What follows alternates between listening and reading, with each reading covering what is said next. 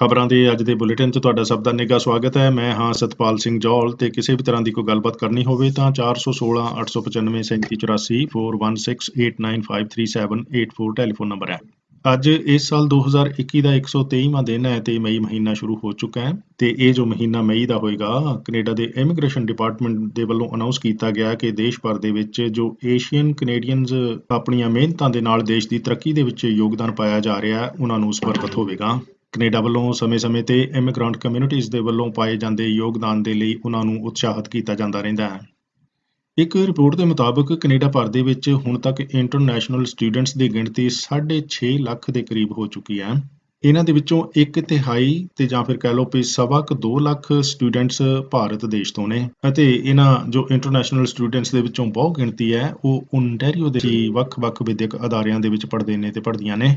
ਇਸੇ ਦੌਰਾਨ corona virus ਦੀ ਮਹਾਮਾਰੀ ਕਰਕੇ ਓਨਟਾਰੀਓ ਦੀ ਸਰਕਾਰ ਦੇ ਵੱਲੋਂ ਬੀਤੇ ਹਫ਼ਤੇ ਕੈਨੇਡਾ ਦੀ ਸਰਕਾਰ ਤੋਂ ਮੰਗ ਕੀਤੀ ਗਈ ਸੀ ਕਿ ਹਾਲ ਦੀ ਘੜੀ ਆਰਜ਼ੀ ਤੌਰ ਤੇ ਵਿਦੇਸ਼ਾਂ ਤੋਂ ਆ ਰਹੇ ਸਟੂਡੈਂਟਸ ਦੀ ਓਨਟਾਰੀਓ ਦੇ ਵਿੱਚ ਆਮਦ ਤੇ ਰੋਕ ਲੱਗਣੀ ਚਾਹੀਦੀ ਹੈ, ਜਿਸ ਤਰੀਕੇ ਕੈਨੇਡਾ ਦੀ ਸਰਕਾਰ ਦੇ ਵੱਲੋਂ ਕੰਮ ਸ਼ੁਰੂ ਕਰ ਦਿੱਤਾ ਗਿਆ ਹੈ।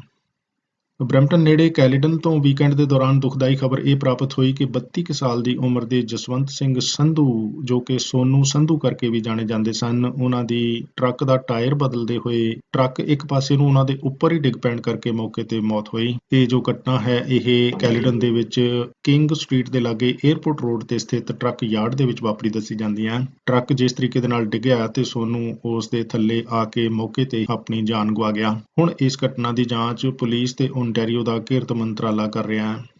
ਕੈਨੇਡਾ ਦੇ ਇਮੀਗ੍ਰੇਸ਼ਨ ਮੰਤਰੀ ਮਾਰਕੋ ਮੈਂਡੀਚੂਨੋ ਨੇ ਆਖਿਆ ਕਿ 30 ਜੂਨ 2021 ਤੱਕ ਜਿੰਨੀਆਂ ਵੀ ਕੇਅਰ ਗਿਵਰਸ ਦੀਆਂ ਐਪਲੀਕੇਸ਼ਨਸ ਮਿਲੀਆਂ ਨੇ, ਉਹਨਾਂ ਦੇ ਵਿੱਚੋਂ 1500 ਦੇ ਲਗਭਗ ਨੂੰ ਪ੍ਰੋਸੈਸ ਕਰ ਦਿੱਤਾ ਜਾਵੇਗਾ, ਭਾਵ ਕਿ ਉਹਨਾਂ ਤੇ ਫੈਸਲੇ ਕਰ ਦਿੱਤੇ ਜਾਣਗੇ। ਇਹ ਵੀ ਕਿ ਇਸ ਮਈ ਮਹੀਨੇ ਦੇ ਦੌਰਾਨ ਲਗਾਤਾਰ ਜਿਹੜੇ ਕੇਅਰ ਗਿਵਰਸ ਨੇ ਅਪਲਾਈ ਕੀਤਾ ਹੋਇਆ, ਉਹਨਾਂ ਨੂੰ ਅਕਨੋਲੇਜਮੈਂਟਸ ਦੀਆਂ ਚਿੱਠੀਆਂ ਆਉਂਦੀਆਂ ਰਹਿਣਗੀਆਂ। ਇਸ ਸਾਲ 2021 ਦੇ ਦੌਰਾਨ ਕੈਨੇਡਾ ਦੇ ਇਮੀਗ੍ਰੇਸ਼ਨ ਮੰਤਰਾਲੇ ਦੇ ਵੱਲੋਂ ਲਗਭਗ 6000 ਦੇ ਕਰੀਬ ਜੋ ਕੇਅਰ ਗਿਵਰਸ ਦੀਆਂ ਐਪਲੀਕੇਸ਼ਨਸ ਨੇ ਉਹਨਾਂ ਨੂੰ ਪ੍ਰੋਸੈਸ ਕੀਤਾ ਜਾਣਾ। ਇਹ ਵੀ ਕਿਹਾ ਗਿਆ ਕਿ ਜਿਨ੍ਹਾਂ ਲੋਕਾਂ ਨੇ ਹੋਮ ਸਪੋਰਟ ਵਰਕਰ ਜਾਂ ਫਿਰ ਹੋਮ ਚਾਈਲਡ ਕੇਅਰ ਪ੍ਰੋਵਾਈਡਰ ਦੇ ਤੌਰ ਤੇ ਅਪਲਾਈ ਕੀਤਾ ਹੋਇਆ ਹੈ, ਉਹਨਾਂ ਨੂੰ ਨਵੇਂ ਸਿਰੇ ਤੋਂ ਅਪਲਾਈ ਕਰਨ ਦੀ ਲੋੜ ਨਹੀਂ ਹੈ। ਜੇਕਰ ਉਹਨਾਂ ਦੀ ਐਪਲੀਕੇਸ਼ਨ ਪਿਛਲੇ ਸਾਲ 2020 ਦੇ ਦੌਰਾਨ ਕੀਤੀ ਗਈ ਸੀ ਤਾਂ ਉਹਨਾਂ ਨੂੰ ਦੁਬਾਰਾ ਅਪਲਾਈ ਕਰਨ ਦੀ ਲੋੜ ਨਹੀਂ। ਕੈਨੇਡਾ ਦੇ ਵਿੱਚ ਜਿਉਂ-ਜਿਉਂ ਹੁਣ ਗਰਮ ਰੁੱਤ ਆਉਂਦੀ ਜਾਵੇਗੀ ਤੇ ਫਿਰ ਇਹ ਰੁੱਤ ਸੜਕਾਂ ਤੇ ਮੋਟਰਸਾਈਕਲ ਚਲਾਉਣ ਦੀ ਵੀ ਹੁੰਦੀ ਹੈ, ਪਰ ਮੋਟਰਸਾਈਕਲ ਕੈਨੇਡਾ ਦੇ ਵਿੱਚ ਕੋਈ ਜ਼ਰੂਰਤ ਨਹੀਂ ਹੈ, ਇਹ ਇੱਕ ਹੌਬੀ ਹੈ। ਇਸ ਹੌਬੀ ਦੇ ਕਰਕੇ ਹੀ ਬਹੁਤ ਵੱਡੀ ਤਾਦਾਦ ਦੇ ਵਿੱਚ ਲੋਕ ਹਰ ਸਾਲ ਓਨਟਾਰੀਓ ਦੀਆਂ ਸੜਕਾਂ ਤੇ ਜਾਨਾਂ ਗਵਾ ਜਾਂਦੇ ਨੇ ਮੋਟਰਸਾਈਕਲ ਚਲਾਉਂਦੇ ਹੋਏ ਤੇ ਜਾਂ ਫਿਰ ਮੋਟਰਸਾਈਕਲ ਦੀ ਸਵਾਰੀ ਕਰਦੇ ਹੋਏ।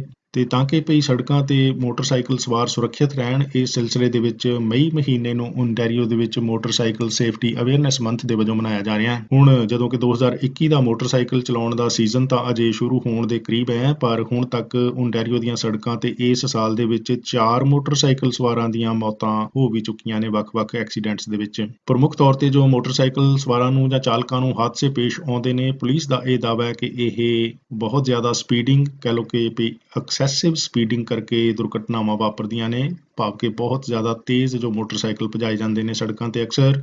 ਪਿਛਲੇ ਸਾਲ 2020 ਦੇ ਦੌਰਾਨ ਕੋਰੋਨਾ ਵਾਇਰਸ ਕਰਕੇ ਤਾਂ ਭਾਵੇਂ ਦੇਸ਼ ਭਰ ਦੇ ਵਿੱਚ ਤਾਲਾਬੰਦੀ ਵੀ ਰਹੀ, ਪਰ ਫਿਰ ਵੀ ਮੋਟਰਸਾਈਕਲ ਚਾਲਕਾਂ ਦੀ ਗਰਮੀਆਂ ਦੇ ਰੁੱਤ ਦੇ ਦੌਰਾਨ ਓਨਟਾਰੀਓ ਦੇ ਵਿੱਚ ਜੋ ਮੌਤਾਂ ਹੋਣ ਦਾ ਅੰਕੜਾ ਉਹ 42 ਹੈ। ਸੋ 42 ਮੋਟਰਸਾਈਕਲ ਸਵਾਰ ਓਨਟਾਰੀਓ ਦੀਆਂ ਸੜਕਾਂ ਤੇ ਪਿਛਲੇ ਸਾਲ ਮਾਰੇ ਗਏ ਸਨ। ਉਹਨਾਂ 42 ਮ੍ਰਿਤਕਾਂ ਦੇ ਵਿੱਚ 37 ਮੋਟਰਸਾਈਕਲ ਸਵਾਰ ਅਜਿਹੇ ਸਨ ਜਿਨ੍ਹਾਂ ਦਾ ਕਿ ਐਕਸੀਡੈਂਟ ਕਿਸੇ ਹੋਰ ਗੱਡੀ ਦੇ ਨਾਲ ਨਹੀਂ ਹੋਇਆ, ਭਾਵ ਕਿ ਉਹਨਾਂ ਦਾ ਆਪਣਾ ਮੋਟਰਸਾਈਕਲ ਆਪੇ ਹੀ ਸੜਕ ਤੇ ਲੈ ਕੇ ਜਾਂ ਸੜਕ ਤੇ ਪਲਟੀਆਂ ਵੱਜ ਗਈਆਂ ਤੇਜ਼ ਰਫ਼ਤਾਰੀ ਕਰਕੇ ਤੇ ਮੋਟਰਸਾਈਕਲ ਸਵਾਰਾਂ ਦੀ ਮੌਕੇ ਤੇ ਮੌਤ ਹੁੰਦੀ ਰਹੀ। ਇਹ ਵੀ ਕਿ 2019 ਦੇ ਵਿੱਚ ਓਨਟਾਰੀਓ ਦੀਆਂ ਸੜਕਾਂ ਤੇ 27 ਮੋਟਰਸਾਈਕਲ ਸਵਾਰਾਂ ਦੀਆਂ ਜਾਨਾਂ ਗਈਆਂ ਸੀ, ਜੋ ਕਿ 2020 ਦੇ ਵਿੱਚ ਲਗਭਗ ਦੁੱਗਣੀਆਂ ਹੋ ਗਈਆਂ। ਪੁਲਿਸ ਵੱਲੋਂ ਲੋਕਾਂ ਨੂੰ ਸੁਚੇਤ ਕੀਤਾ ਗਿਆ ਹੈ ਕਿ ਮੋਟਰਸਾਈਕਲ ਨੂੰ ਪੋਸਟਡ ਸਪੀਡ ਤੇ ਚਲਾਇਆ ਜਾਣਾ ਚਾਹੀਦਾ ਹੈ, ਸ਼ਰਾਬੀ ਜਾਂ ਨਸ਼ਈ ਹੋ ਕੇ ਮੋਟਰਸਾਈਕਲ ਨਹੀਂ ਚਲਾਇਆ ਜਾਣਾ ਚਾਹੀਦਾ ਤੇ ਕਿਸੇ ਵੀ ਤਰੀਕੇ ਦੇ ਨਾਲ ਗੁੱਸੇ ਦੇ ਵਿੱਚ ਆ ਕੇ ਸੜਕਾਂ ਤੇ ਡਰਾਈਵਿੰਗ ਨਹੀਂ ਕੀਤੀ ਜਾਣੀ ਚਾਹੀਦੀ ਤੇ ਬੇਧਿਆਨੀ ਦੇ ਨਾਲ ਗੱਡੀ ਚਲਾਉਣ ਤੇ ਮੋਟਰਸਾਈਕਲ ਚਲਾਉਣ ਤੋਂ ਜ਼ਰੂਰ ਸਾਵਧਾਨ ਰਹਿਣਾ ਚਾਹੀਦਾ ਸਾਰੇ ਡਰਾਈਵਰਾਂ ਨੂੰ, ਆਪਣੀ ਸੁਰੱਖਿਆ ਤੇ ਹੋਰਨਾਂ ਦੀ ਸੁਰੱਖਿਆ ਦੇ ਹਿੱਤ ਦੇ ਵਿੱਚ।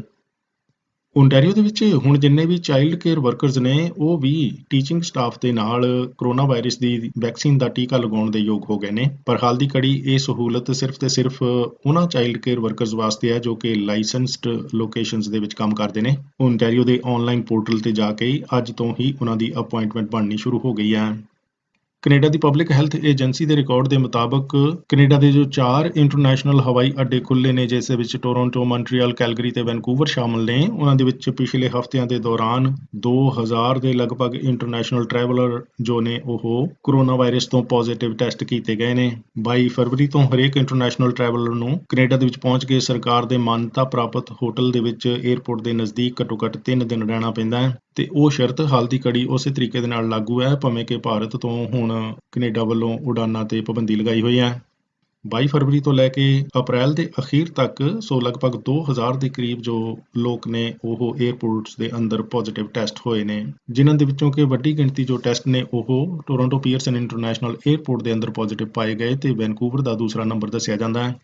ਇਸੇ ਦੌਰਾਨ ਹੀ 22 ਫਰਵਰੀ ਤੋਂ ਲੈ ਕੇ ਜਦੋਂ ਤੋਂ ਕਿ ਇਹ ਸਖਤ ਸ਼ਰਤਾਂ ਕੈਨੇਡੀਅਨ ਹਵਾਈ ਅੱਡਿਆਂ ਦੇ ਅੰਦਰ ਲਾਗੂ ਕੀਤੀਆਂ ਗਈਆਂ ਸਨ, ਉਦੋਂ ਤੋਂ ਲੈ ਕੇ 28 ਫਰਵਰੀ ਤੱਕ 331 ਅਜਿਹੇ ਇੰਟਰਨੈਸ਼ਨਲ ਟਰੈਵਲਰ ਹਵਾਈ ਅੱਡਿਆਂ ਤੇ ਪਹੁੰਚੇ ਨੇ, ਜਿਨ੍ਹਾਂ ਨੇ ਕਿ ਆਪਣਾ ਕੋਵਿਡ-19 ਦਾ ਪੋਜ਼ੀਟਿਵ ਟੈਸਟ ਇਮੀਗ੍ਰੇਸ਼ਨ ਆਫੀਸਰਜ਼ ਨੂੰ ਦਿੱਤਾ। ਉਹ ਪੋਜ਼ੀਟਿਵ ਟੈਸਟ ਜੋ ਫਲਾਈਟ ਤੋਂ 14 ਦਿਨ ਤੋਂ ਲੈ ਕੇ 90 ਦਿਨ ਪਹਿਲਾਂ ਤੱਕ ਦਾ ਹੋਵੇ, ਉਸ ਵਿਅਕਤੀ ਨੂੰ ਫਿਰ ਏਅਰਪੋਰਟ ਦੇ ਨੇੜੇ 3 ਦਿਨ ਹੋਟਲ ਦੇ ਵਿੱਚ ਰੁਕਣ ਦੀ ਲੋੜ ਨਹੀਂ ਹੁੰਦੀ। ਕੈਨੇਡਾ ਭਰ ਦੇ ਵਿੱਚ ਹੁਣ ਤੱਕ ਲਗਭਗ ਪੌਣੇ 14 ਮਿਲੀਅਨ ਲੋਕਾਂ ਨੂੰ ਕੋਰੋਨਾ ਵਾਇਰਸ ਦੀ ਦਵਾਈ ਦਾ ਘੱਟੋ-ਘੱਟ ਇੱਕ ਟੀਕਾ ਲੱਗ ਚੁੱਕਾ ਹੈ ਤੇ ਇਹ ਵੈਕਸੀਨੇਸ਼ਨ ਦਾ ਜੋ ਪ੍ਰੋਸੈਸ ਹੈ ਅਗਲੇ ਦਿਨਾਂ ਦੇ ਵਿੱਚ ਜੰਗੀ ਪੱਧਰ ਤੇ ਚੱਲਣ ਦੀ ਸੰਭਾਵਨਾ ਬਣੀ ਹੋਈ ਹੈ, ਕਿਉਂਕਿ ਕੈਨੇਡਾ ਨੂੰ ਭਰਵੀਂ ਗਿਣਤੀ ਦੇ ਵਿੱਚ ਕੋਰੋਨਾ ਵਾਇਰਸ ਦੀ ਵੈਕਸੀਨਜ਼ ਦੀ ਸਪਲਾਈ ਮਿਲਣੀ ਹੈ। ਓਨਟਾਰੀਓ ਦੇ ਹਸਪਤਾਲਾਂ ਦੇ ਵਿੱਚ ਹੁਣ ਤੱਕ ਕੋਰੋਨਾ ਵਾਇਰਸ ਦੇ ਜੋ ਮਰੀਜ਼ ਦਾਖਲ ਨੇ, ਉਹਨਾਂ ਦੀ ਗਿਣਤੀ 1960 ਤੋਂ ਜ਼ਿਆਦਾ ਦੱਸੀ ਜਾਂਦੀ ਹੈ, ਪਰ ਇਹ 1960 ਦੇ ਵਿੱਚੋਂ ਅੱਧੇ ਮਰੀਜ਼ ਜੋ ਨੇ ਉਹ ICU ਦੇ ਵਿੱਚ ਦਾਖਲ ਨੇ। ਕਹਿਣ ਦਾ ਮਤਲਬ ਕਿ ਉਹਨਾਂ ਦੀ ਦੇਖਭਾਲ ਇੰਟੈਂਸਿਵ ਕੇਅਰ ਯੂਨਿਟ ਦੇ ਵਿੱਚ ਹੋ ਰਹੀ ਹੈ ਤੇ ਇਸ ਦੇ ਨਾਲ ਹੀ ਜੋ ਮਰੀਜ਼ ਬਿਮਾਰੀ ਕਰਕੇ ਸਾਹ ਵੀ ਨਹੀਂ ਲੈ ਸਕਦੇ, ਉਹਨਾਂ ਦੀ ਗਿਣਤੀ 615 ਦੱਸੀ ਜਾ ਰਹੀ ਹੈ ਤੇ ਉਹਨਾਂ ਨੂੰ ਹਸਪਤਾਲਾਂ ਦੇ ਵੈਂਟੀਲੇਟਰਸ ਦੇ ਵਿੱਚ ਰੱਖਿਆ ਜਾ ਰਿਹਾ ਹੈ। ਬਹੁ ਗਿਣਤੀ ਜੋ ਇਹਨਾਂ ਮਰੀਜ਼ਾਂ ਦੇ ਵਿੱਚੋਂ ਹਨ ਉਹ ਟੋਰੰਟੋ, ਯਾਰਕ ਤੇ ਪੀਲ ਰੀਜਨਸ ਤੋਂ ਨੇ। ਇਹ ਵੀ ਕਿ ਇਹਨਾਂ ਦਿਨਾਂ ਦੇ ਦੌਰਾਨ ਕੋਰੋਨਾ ਵਾਇਰਸ ਤੋਂ ਵੱਡੀ ਗਿਣਤੀ ਦੇ ਵਿੱਚ ਜੋ ਲੋਕ ਪੀੜਤ ਹੋ ਰਹੇ ਨੇ, ਉਹਨਾਂ ਦਾ ਉਮਰ ਗਰੁੱਪ ਵੀ 20 ਸਾਲ ਤੋਂ ਲੈ ਕੇ 39 ਸਾਲ ਤੱਕ ਦੱਸਿਆ ਜਾਂਦਾ ਹੈ। ਪਿਛਲੇ ਹਫ਼ਤਾਂਤ ਦੌਰਾਨ ਹੋਈਆਂ ਮੌਤਾਂ ਤੋਂ ਬਾਅਦ ਓਨਟਾਰੀਓ ਦੇ ਵਿੱਚ ਹੁਣ ਤੱਕ ਪਿਛਲੇ 13 ਕੁ ਮਹੀਨਿਆਂ ਦੇ ਦੌਰਾਨ ਕੋਰੋਨਾ ਵਾਇਰਸ ਦੀ ਮਹਾਮਾਰੀ ਕਰਕੇ ਜੋ ਕੁੱਲ ਮੌਤਾਂ ਦੀ ਗਿਣਤੀ ਆ ਉਹ 8100 ਤੋਂ ਵੀ ਉੱਪਰ ਹੋ ਗਈ ਹੈ। ਇਸ ਹਫ਼ਤਾ ਅੰਤ ਦੌਰਾਨ ਸ਼ਨੀਚਰਵਾਰ ਨੂੰ ਓਨਟਾਰੀਓ ਦੇ ਵਿੱਚ 29 ਮੌਤਾਂ ਹੋਈਆਂ ਸਨ ਤੇ ਐਤਵਾਰ ਨੂੰ 23 ਮੌਤਾਂ ਰਿਪੋਰਟ ਕੀਤੀਆਂ ਗਈਆਂ ਸਨ। ਸੋ ਇਸ ਤਰ੍ਹਾਂ ਓਨਟਾਰੀਓ ਦੇ ਵਿੱਚ ਹੁਣ ਤੱਕ ਕੋਰੋਨਾ ਵਾਇਰਸ ਕਰਕੇ 8102 ਮਰੀਜ਼ ਜੋ ਹਨ ਉਹ ਆਪਣੀ ਜਾਨ ਗਵਾ ਚੁੱਕੇ ਨੇ। ਉਧਰ ਬਰੈਂਪਟਨ, ਮਿਸਿਸਾਗਾ ਤੇ ਕੈਲਗਰੀ ਦੇ ਵਿੱਚ ਹੁਣ ਤੱਕ ਪੀਲ ਰੀਜਨ ਦੇ ਵੱਲੋਂ ਘੱਟੋ-ਘੱਟ 16 ਬਿਜ਼ਨੈਸਸ ਜੋ ਹਨ ਇਹ ਕੋਰੋਨਾ ਵਾਇਰਸ ਫੈਲਣ ਤੋਂ ਰੋਕਣ ਕਰਕੇ ਬੰਦ ਕਰਨ ਦੇ ਹੁਕਮ ਦਿੱਤੇ ਜਾ ਚੁੱਕੇ ਨੇ। ਉਹ ਬਿਜ਼ਨੈਸਸ ਜਿਨ੍ਹਾਂ ਦੇ ਵਿੱਚ ਕਿ 2 ਹਫ਼ਤਿਆਂ ਦੇ ਦੌਰਾਨ 5 ਜਾਂ ਉਸ ਤੋਂ ਜ਼ਿਆਦਾ ਕੋਰੋਨਾ ਵਾਇਰਸ ਦੇ ਪੋਜ਼ੀਟਿਵ ਕੇਸ ਆ ਜਾਣ, ਉਹਨਾਂ ਨੂੰ ਘੱਟੋ-ਘੱਟ 10 ਦਿਨਾਂ ਲਈ ਬੰਦ ਕੀਤਾ ਜਾਂਦਾ। ਓਨਟਾਰੀਓ ਦੇ ਵਿੱਚ ਉਹ ਇਲਾਕੇ ਜਿਨ੍ਹਾਂ ਦੇ ਵਿੱਚ ਕਿ ਵੱਡੀ ਗਿਣਤੀ ਦੇ ਵਿੱਚ ਕੋਰੋਨਾ ਵਾਇਰਸ ਤੋਂ ਪੀੜਤ ਲੋਕ ਪਾਏ ਜਾਂਦੇ ਨੇ, ਉਹ ਘੱਟੋ-ਘੱਟ 114 ਇਲਾਕੇ ਜੋ ਹਨ ਉਹਨਾਂ ਦੀ ਨਿਸ਼ਾਨਦੇਹੀ ਕੀਤੀ ਗਈ ਹੈ, ਜਿਨ੍ਹਾਂ ਨੂੰ ਕਿ ਹੌਟ ਸਪੌਟਸ ਦੇ ਤੌਰ ਤੇ ਜਾਣਿਆ ਜਾਂਦਾ ਹੈ। ਉਹਨਾਂ ਦੇ ਵਿੱਚ ਬਰੈਂਪਟਨ, ਮਿਸਿਸਾਗਾ ਤੇ ਕੈਲਗਰੀ ਵੀ ਸ਼ਾਮਲ ਨੇ ਤੇ ਹੁਣ ਇਹਨਾਂ ਹੌਟ ਸਪੌਟਸ ਦੇ ਵਿੱਚ 18 ਸਾਲ ਜਾਂ ਉਸ ਤੋਂ ਜ਼ਿਆਦਾ ਉਮਰ ਦੇ ਲੋਕਾਂ ਨੂੰ ਅੱਜ ਸਵੇਰ ਤੋਂ ਕੋਰੋਨਾ ਵਾਇਰਸ ਦੀ ਵੈਕਸੀਨ ਦਾ ਟੀਕਾ ਲਗਾਉਣ ਦੀ ਅਪਾਇੰਟਮੈਂਟ ਮਿਲਣੀ ਸ਼ੁਰੂ ਹੋ ਗਈ ਹੈ। ਇਸ ਦੇ ਨਾਲ ਹੀ ਇਹਨਾਂ ਹੌਟ ਸਪੌਟਸ ਦੇ ਵਿੱਚ ਓਨਟਾਰੀਓ ਦੀ ਗਵਰਨਮੈਂਟ ਵੱਲੋਂ ਵੈਕਸੀਨ ਦੀ ਸਪਲਾਈ ਵੀ 50% ਤੱਕ ਵਧਾ ਦਿੱਤੀ ਗਈ ਹੈ। ਅਪਾਇੰਟਮੈਂਟ ਵਾਸਤੇ ਟੈਲੀਫੋਨ ਨੰਬਰ 9057915202 ਹੈ ਤੇ ਜਾਂ ਫਿਰ ਪੀਲ ਰੀਜਨ ਦੇ ਆਨਲਾਈਨ ਪੋਰਟਲ ਤੇ ਵੀ ਜਾ ਕੇ ਅਪਾਇੰਟਮੈਂਟ ਬੁੱਕ ਕੀਤੀ ਜਾ ਸਕਦੀ ਹੈ। ਕੈਨੇਡਾ ਦੇ ਵਿੱਚ ਅਲਬਰਟਾ ਪ੍ਰੋਵਿੰਸ ਦੇ ਮੁੱਖ ਮੰਤਰੀ ਜੇਸਨ ਕੈਨੀ ਨੇ ਉੱਥੋਂ ਦੀ ਵਿਧਾਨ ਸਭਾ ਨੂੰ ਕੋਰੋਨਾ ਵਾਇਰਸ ਦਾ ਫੈਲਾਅ ਰੋਕਣ ਦੇ ਲਈ ਅਗਲੇ 2 ਹਫ਼ਤਿਆਂ ਵਾਸਤੇ ਬੰਦ ਕਰ ਦਿੱਤਾ ਹੈ ਤੇ ਹੁਣ ਸੰਭਾਵਨਾ ਬਣ ਗਈ ਹੈ ਕਿ ਵਿਧਾਨ ਸਭਾ ਦਾ ਜੋ ਬਸੰਤ ਰੁੱਤ ਦਾ ਸੈਸ਼ਨ ਹੈ ਉਹ 17 ਮਈ ਤੋਂ ਦੁਬਾਰਾ ਖੁੱਲ੍ਹੇਗਾ। ਅਲਬਰਟਾ ਦੇ ਵਿੱਚ ਰੋਜ਼ਾਨਾ ਹੀ ਲਗਭਗ 2000 ਦੇ ਕਰੀਬ ਨਵੇਂ ਜੋ ਕੋਰੋਨਾ ਵਾਇਰਸ ਦੇ ਕੇਸ ਨੇ ਉਹ ਸਾਹਮਣੇ ਆਉਂਦੇ ਨੇ। ਹਾਲ ਦੀ ਘੜੀ ਉਸ ਪ੍ਰੋਵਿੰਸ ਦੇ ਵਿੱਚ 22500 ਦੇ ਕਰੀਬ ਐਕਟਿਵ ਪੇਸ਼ੈਂਟਸ ਮੌਜੂਦ ਨੇ। ਅਮਰੀਕਾ ਦੀ ਸਰਕਾਰ ਦੇ ਇੱਕ ਫੈਸਲੇ ਦੇ ਮੁਤਾਬਕ ਭਾਰਤ ਤੋਂ ਆਉਣ ਤੇ ਜਾਣ ਵਾਲੇ ਲੋਕਾਂ ਤੇ ਕੋਰੋਨਾ ਵਾਇਰਸ ਦਾ ਫੈਲਾਅ ਰੋਕਣ ਲਈ ਪਾਬੰਦੀਆਂ ਨੇ ਉਹ ਕੱਲ੍ਹ ਤੋਂ ਲਾਗੂ ਕੀਤੀਆਂ ਜਾਣਗੀਆਂ 4 ਮਈ ਤੋਂ। ਅਮਰੀਕਾ ਪਹੁੰਚਣ ਤੋਂ 2 ਹਫ਼ਤਿਆਂ ਦੇ ਸਮੇਂ ਦੇ ਦੌਰਾਨ ਜੇ ਕੋਈ ਵਿਅਕਤੀ ਇੰਡੀਆ ਦੇ ਵਿੱਚ ਰਹੇ ਹੋਣਗੇ ਤੇ ਉਹ ਅਮਰੀਕਾ ਦੇ ਵਿੱਚ ਦਾਖਲ ਨਹੀਂ ਕੀਤੇ ਜਾ ਸਕਣਗੇ। ਅਮਰੀਕਾ ਦੇ ਨਾਗਰਿਕਾਂ ਤੇ ਉੱਥੋਂ ਦੇ ਗ੍ਰੀਨ ਕਾਰਡ ਹੋਲਡਰਜ਼ ਨੂੰ ਇਹਨਾਂ ਪਾਬੰਦੀਆਂ ਤੋਂ ਛੋਟ ਦਿੱਤੀ ਗਈ ਹੈ। ਖਬਰਾਂ ਦੇ ਬੁਲੇਟਿਨ ਨਾਲ ਜੁੜੇ ਸੀ। ਮੈਂ ਹਾਂ ਸਤਪਾਲ ਸਿੰਘ।